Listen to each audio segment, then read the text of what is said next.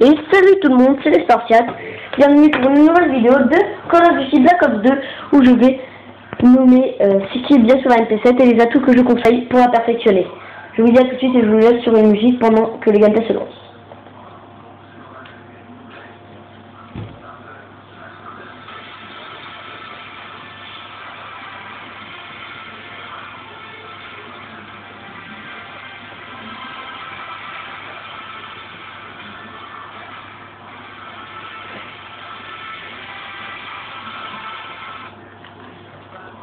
Et re tout le monde, et c'est parti pour le gameplay.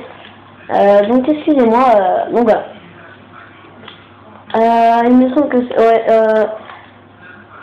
je ne me trouve pas, excusez-moi.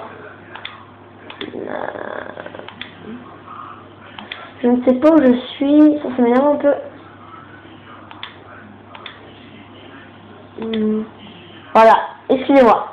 Alors, la MP7 est une arme très polyvalente. Pourquoi ne pas la craindre?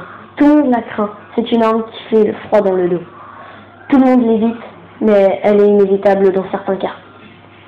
Elle est monstrueuse, et pour cela il faut lui donner des atouts encore plus monstrueux, pour pouvoir faire de véritables carnages.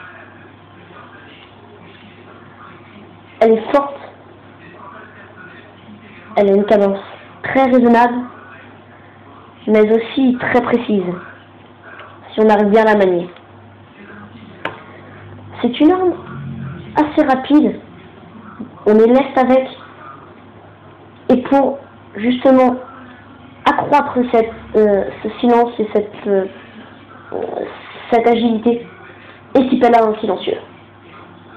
Mais pour pallier ce manque de puissance, car la MP7, excusez-moi, doit rester toujours très agressive, rajoutez les balles blindées. Sa précision étant son défaut, vous pouvez rajouter donc le chargeur rapide ou la chargeur de grande capacité. Tout dépend de votre mode de jeu et tout dépend de comment vous allez être confortable pendant la partie. Voilà la pièce. Je vous conseille poil G pour lui donner une agilité assez confortable toujours. Je vous conseille conditions oui extrêmes ou dextérité. Dextérité pour accroître encore plus cette agilité et pouvoir viser très rapidement. Ou bien vous pouvez mettre conditions extrêmes pour courir plus vite et pouvoir rusher comme un porc. Vous pouvez lui mettre pillard si vous avez l'intention d'effectuer de grosses séries. Ou vous pouvez lui mettre robustesse pour moins tressailler au coup de l'ennemi et pouvoir plus faire de longs shoots avec cette petite MP7.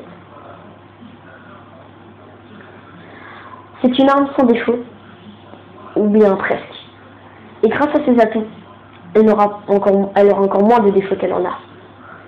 Cela vous permettra de faire de très très bons scores.